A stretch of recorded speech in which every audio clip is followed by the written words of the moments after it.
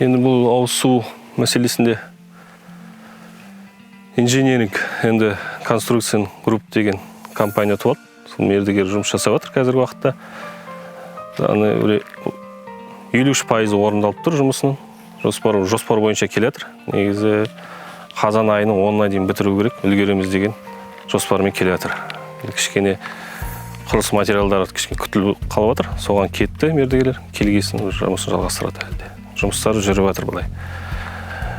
Протяженность көше бойына су каналдарын қазу керек 4-7 километрдің 4-5 қазылып тұр. 200 метрдің дайын ұстап отыр. Қан жерде халық қатынасы болғасын ұстап отыр. Қазылып, өтетін жерлері бәрі көміліп, адам өтетін, мал өтетін жерлерді кейбір жерлер көміліп не істеп отыр. Колодецтарды күтіп отыр.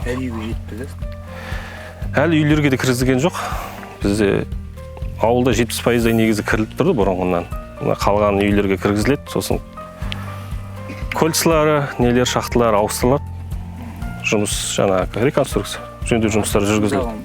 Мынарада ауысады. Мынау 50 кубтық, мұндай қазір 25 кубтық ауысады орнына.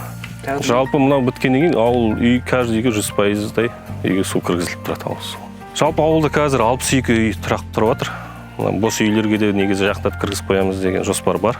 Тағы да бір 3-4 үй бар. Соларға да бір келіп қалып тұрамыз деп жатқан жағдайда кіргізіп қоямыз. Бұзылып қалған үйлерге де жалпы 100% қамтылады ауыз сумен.